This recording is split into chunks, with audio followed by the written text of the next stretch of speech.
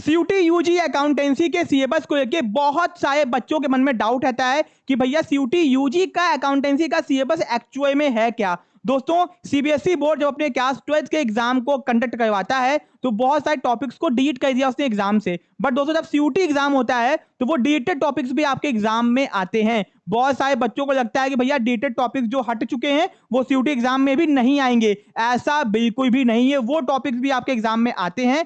And दोस्तों, कुछ topics ऐसे हैं जो शायद आपने क्लास 12 में नहीं पढ़ा है, वो भी आपके एग्जाम में आते हैं। तो भैया वीडियो को ध्यान से अंत तक देखना अगर आपको सीयूटी यूजी एग्जाम देना है एंड आपने अपने डोमेन के अंदर अकाउंटेंसी सब्जेक्ट को चूज किया है। बहुत इंपॉर्टेंट ये वीडियो होने वाला है, क्योंकि भैया आपको यूट्यूब पे ये तो बता देंगे सिलेबस क्या है, कैसे क्या है, बट मैं आपको ये बताऊंगा कौन कौन से टॉपिक्स आते हैं एंड कौन कौन से वो टॉपिक है जो कि आपने शायद क्लास 12 में ना पढ़ा हो, वो भी आपके एग्जाम में आते हैं। ठीक है, तो बहुत इंपॉर्टेंट ये वीडियो होने वाला है। अब दोस्तों, CUET UG 2025 accountancy latest syllabus must watch अगर आप लोग सीयूटी यूजी में अकाउंटेंसी का एग्जाम देने जा रहे हो तो। ठीक है दोस्तों, मैं आपको लेके चलता हूं ऑफिशियल वेबसाइट के ऊपर। ठीक है, यहाँ पे आप लोग आओगे। ठीक है, मैंने वैसे ओपन करके रखा हुआ है आपके ये। चलो, तो ये आपका अकाउंटेंसी का सिलेबस। दोस्तों, आगे लिखा हुआ है बुक कीपिंग।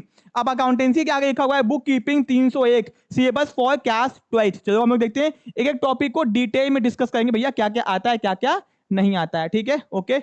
अब दोस्तों यहाँ पे ध्यान दो कि आपके एग्जाम में आएंगे भैया 50 क्वेश्चन करना होगा, 40 क्वेश्चन, ये तो आपको पता ही होगा।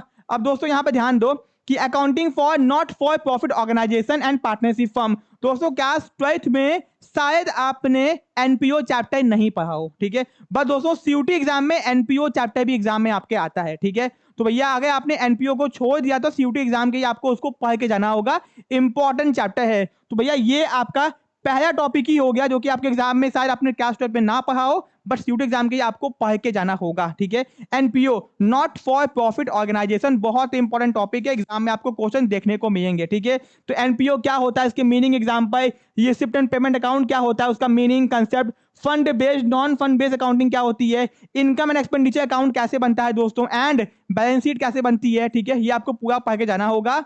तो अगर आपने क्लास 12 में इस टॉपिक को स्किप किया था तो भैया आपको सीयूटी के लिए अच्छा खासा डिटेल में इसको पढ़ के जाना होगा। ठीक है, अब दोस्तों आता है अकाउंटिंग फॉर पार्टनरशिप फर्म। तो भैया जो भी टॉपिक सीबीएसई बोर्ड ने डिलीट किए थे वो टॉपिक्स भी आपके एग्जाम में आएंगे। तो ये मैं सोचना ये टॉपिक हट गया है, नहीं आएगा, आपको सब कुछ पढ़ के जाना होगा। ठीक है, तो nature of partnership firm, partnership deed क्या होती है, मीनिंग, उसके importance, final account of partnership firm यानी कि भैया ट्रेडिंग अकाउंट क्या होता है, पीएल अकाउंट क्या होता है, पीआई एप्रोप्रिएशन अकाउंट क्या होता है, पार्टनर्स कैपिटल अकाउंट कैसे बनते हैं, बैलेंस शीट कैसे बनती है, सब कुछ आपको पढ़ के जाना होगा। कौन सा आइटम किस साइड जाता है, interest on capital, interest on drawing, सब कुछ। ठीक है, फिर ये हो गया आपका प्रॉफिट कैसे बढ़ता है, तो यहाँ पे सब कुछ दिया हुआ है। फिर दोस्तों ये constitution of partnership firm, profit sharing ratio change होता है तो क्या होता है, गुडविल क्या होती है, सैक्रिफाइसिंग रेशियो क्या होता है, गेनिंग रेशियो क्या होता है, फिर ये valuation of assets and liability क्या होता है, कैसे रिजर्व को बांटा जाता है, कैसे प्रॉफिट्स को बांटा जाता है। ठीक है, फिर दोस्तों गुडविल क्या होता है, उसके नेचर, फैक्टर अफेक्टिंग गुडविल का वैल्यूएशन कैसे किया, सारे मेथड्स आपको पढ़ के जाने होंगे। Super profit method, average profit method, weighted average profit method जो कि एग्जाम से हट गया है वो भी एग्जाम में आता है। ठीक है, फिर दोस्तों आपका ये सब हो गया। ठीक है, फिर दोस्तों आगे आते हैं हम लोग एडमिशन ऑफ पार्टनर, पूरा चैप्टर आपको पढ़ के जाना है, सब कुछ छोड़ना कुछ नहीं है। रिटायरमेंट हो गया, डेथ हो गया। फिर दोस्तों डिसॉल्यूशन ऑफ पार्टनरशिप फॉर्म, यहाँ पे पूरा का पूरा दिया गया है, कुछ भी आपको छोड़ के नहीं जाना है।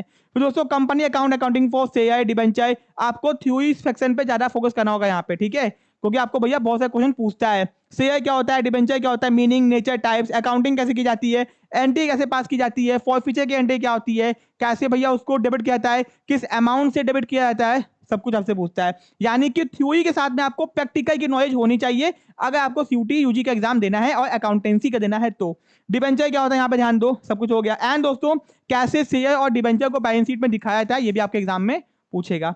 फिर दोस्तों रिडेम्पशन ऑफ डिबेंचर है, ठीक है, कैसे हम लोग नया शेयर इशू करते हैं, प्रॉफिट सिंकिंग फंड क्या होता है, कैसे इसको यूज करते हैं, ये सब चीजें। फिर दोस्तों एनालिसिस ऑफ फाइनेंशियल स्टेटमेंट, बहुत सारे बच्चे कंप्यूटराइज अकाउंटिंग ये के बच जाते हैं और इसको नहीं पढ़ते हैं, बट सीयूटी एग्जाम के अंदर आपको ये भी पढ़ जाना होगा, एनालिसिस ऑफ फाइनेंशियल स्टेटमेंट। इसमें आपको भैया फाइनेंशियल स्टेटमेंट होता क्या है, कैसे बनता है, कौन कौन सी हेडिंग्स होती हैं, पूरा बैलेंस शीट का फॉर्मेट, प्रॉफिट एंड लॉस का फॉर्मेट आपको याद करना पड़ता है, कौन सा आइटम किसके अंदर जाता है। ठीक है, फिर कंपैरेटिव स्टेटमेंट क्या होता है, कॉमन साइज क्या होता है, कैसे बनता है, ठीक है, हॉरिजॉन्टल, वर्टिकल, सब पढ़ना है। फिर दोस्तों accounting ratio, meaning, objective, types, liquidity ratio क्या होता है, करंट रेशियो क्या होता है, क्विक रेशियो क्या होता है, सब कुछ डिटेल में आपको पढ़ के जाना है, एक भी चीज को छोड़ना नहीं है। आइडिया रेशियो क्या होता है, एसिड टेस्ट रेशियो क्या होता है, सब कुछ पढ़ के जाना है आपको, ठीक है। ज्यादा होगा तो क्या होगा, कम होगा तो क्या होगा, ठीक है। फिर दोस्तों changes in financial position, cash flow statement भैया, जो कि बच्चे छोड़ के जाते हैं बट आपको पढ़ के जाना पड़ेगा, ठीक है। अब दोस्तों कंप्यूटराइज अकाउंटिंग भी आपको पढ़ के जाना है। बहुत सारे बच्चे सोचते हैं सर या तो हम एनालिसिस ऑफ फाइनेंशियल स्टेटमेंट देंगे या तो दोनों ये पढ़ के जाना पड़ेगा, ठीक है। यानी कि जो बच्चे क्लास 12 में केवल एफएससी पढ़े होंगे उनको कंप्यूटर अकाउंटिंग पढ़ना होगा, जिन्होंने कंप्यूटर अकाउंटिंग पढ़ा होगा उनको एफएससी भी पढ़ के जाना होगा, ठीक है।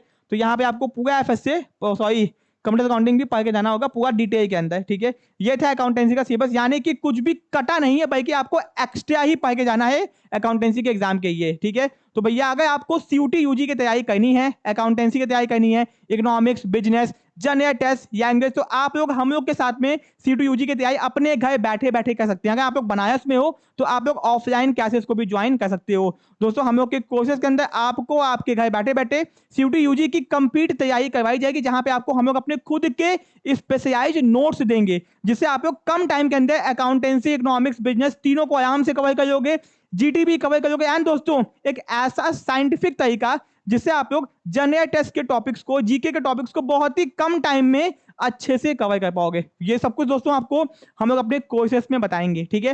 एंड दोस्तों अगर आपको तैयारी करनी है, इंटरेस्टेड हो, तो डेमो वीडियोस की डिमांड आप लोग कर सकते हो, हम लोग के नंबर पे कांटेक्ट कीजिए, हम लोग की ऐप को डाउनलोड कीजिए जिसका लिंक डिस्क्रिप्शन बॉक्स में दिया गया है, ठीक है। एंड दोस्तों अगर आपको बीए तैयारी करनी है, बीकॉम, बीबीए, बीसीए, बीए, तो आप लोग इन सारे कोर्सेज की तैयारी कर सकते हो। एंड अगर आपको केवल पर्टिकुलर सब्जेक्ट की तैयारी करनी है, केवल अकाउंटेंसी पढ़ना है, केवल इकोनॉमिक्स पढ़ना है, केवल बिजनेस पढ़ना है, तो इसकी भी तैयारी आप लोग हम लोग के ऐप से अलग से कर सकते हो, ठीक है। उसके लिए आपको हम लोग के नंबर पे कॉल करना होगा, ठीक है।